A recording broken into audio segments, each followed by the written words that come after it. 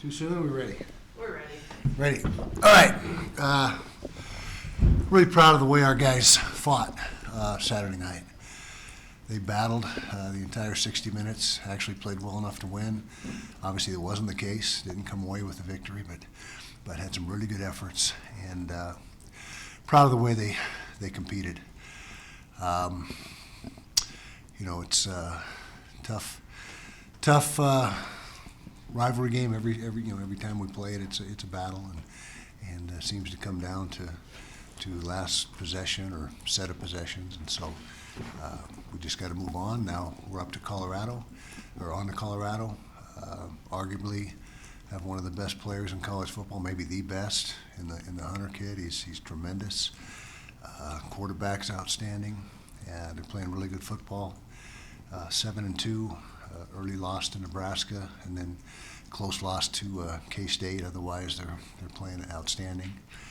Road trip, so we got to go to their place, and they're well coached. In addition, Coach Sanders is doing a great job, and his staff, and have made a lot of adjustments and improvements over last year. Much better at the line of scrimmage on both sides of the ball. So got our work cut out for us. So questions.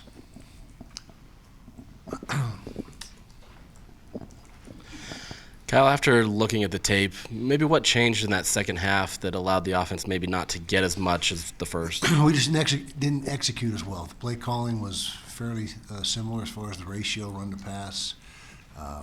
Maybe a little more run heavy than in the first half, but just didn't quite have the execution that we had in the first half. Didn't make the plays that we made in the first half, and so that was the difference offensively. What did you make of the difference Brandon Rose provided you with offense? Thought he provided a spark and actually played pretty darn good. The one interception he had in the second half was not his error. It was a route structure error.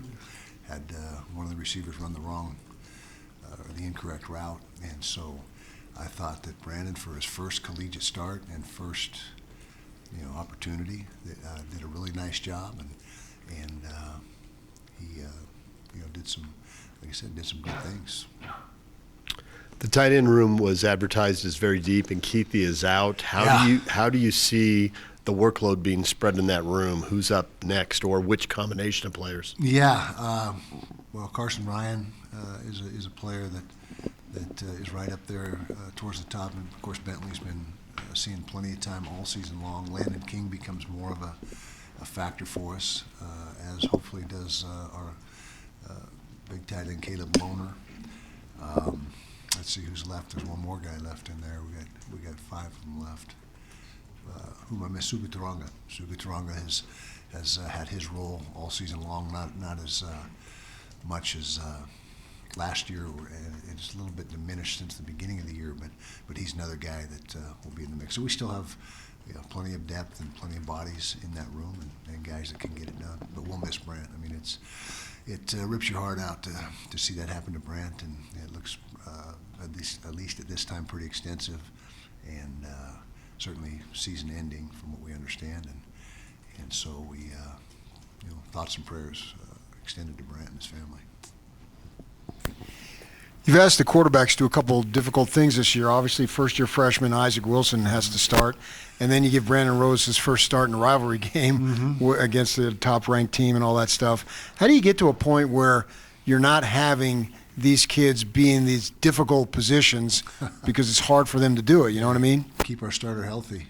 Keep Cam healthy, and that's that was the objective, and not the objective, but the plan. And we didn't expect. Either Brandon or Isaac to be thrust into the position they've been in, but that's just how things have played out. And again, I thought Brandon, given the environment and the circumstances and everything he was up against, did an admirable job. Kyle, Micah Pitman wasn't with the team on Saturday. Is there any updates? Yeah, he's chosen to pursue other opportunities, and I'm not sure. I guess there's maybe a little bit of question whether he has a year of eligibility left or not. I'm not real versed in that right now, or maybe try to go to the National Football League. But he has chosen to And this was about middle of the week last week when that happened. So to move on. Sure. Kyle, there's obviously frustration at the end of the game based on how it ended. After looking back at it, has your opinion changed on maybe those plays or kind of how everything shook out? No, I thought Zaya Vaughn played an exceptional football game and wouldn't have coached him any differently on in any of the circumstances. And he among others played exceptionally well. And it's just unfortunate that we weren't able to get the victory. Obviously, it was such an emotional game on Saturday. How do you kind of regroup and turn the page? Yeah, that's tough, and that's a challenge for us, without a doubt. It's a good point that you make, and poured everything we had into that game, obviously, as we do every week. But that game takes a little more of an emotional toll, and we need to come back just like we do every Monday. You know, win or lose, you come back and get ready for the next guys, and you have to move on. You have to put things behind you, win or lose. And so that's our challenge right now is to regroup as a coaching staff, regroup as a football team, and be prepared to play these last 3 games. And it's just that's the nature of the game. Kyle, you've been pretty outspoken about you wanting, I guess, a league-wide structure for how conferences operate. You just want it under one entity. Mm-hmm. Moving from the Pac-12 to the Big 12, what has been the biggest change in officiating since you guys have gotten to this new conference? Yeah, there's quite a few changes. I mean, a lot less. They let you play more in the secondary, typically, most of the time, and you know, contact and things that we are used to having penalties called for, either for us or against us in the other league, is more allowable, I guess you could say, in this league.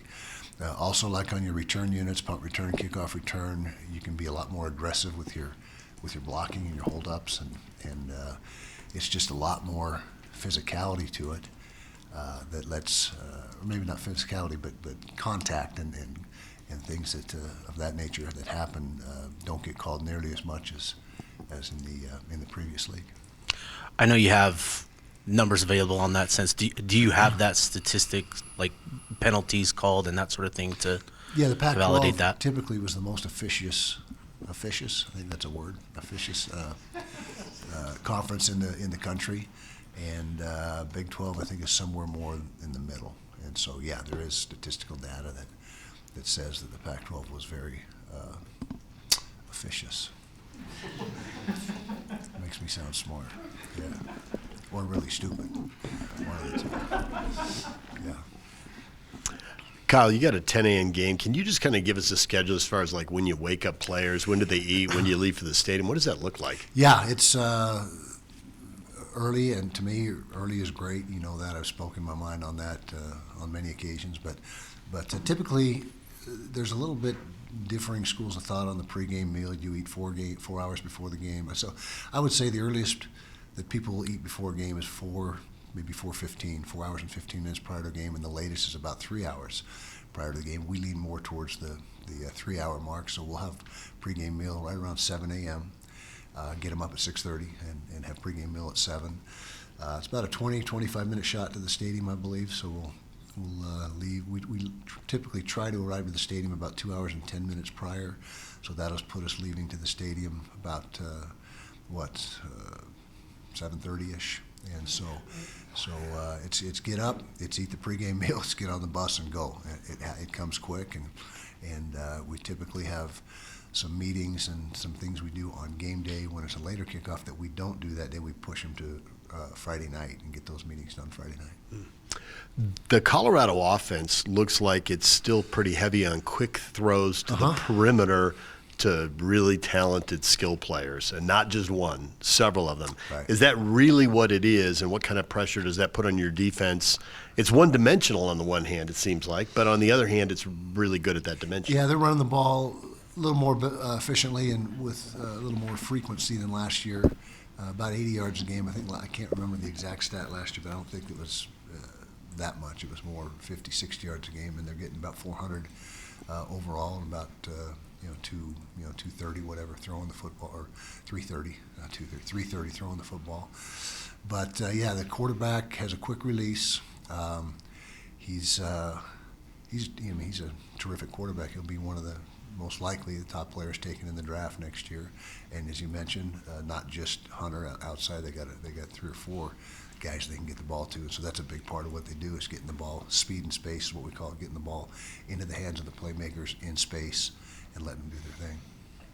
Kyle, the transfer portal window opens up in about 3 to 4 weeks. I don't know the exact timetable, but given the way your guys' season has gone, when do you start balancing, I guess, finishing out the season strong, but also looking at, what might happen next with the roster, the type of conversations you might be having with players? Yeah, well, you have those, that strategy and that mindset, regardless of how you're doing. I mean, we're already, recruiting never ends. We're constantly watching other teams and lower level football, FCS, and looking to see what players are really standing out and flashing. And so that's an ongoing process, and regardless of where you are in the standings or whatever, that's something that you look at, and we don't think this year will be any different. And again, last year we had 45 new faces overall. Now that's scholarship and walk-on, and so that number will probably be easily that this year. There's a lot of turnover from year to year, and that's not just us. That's most schools.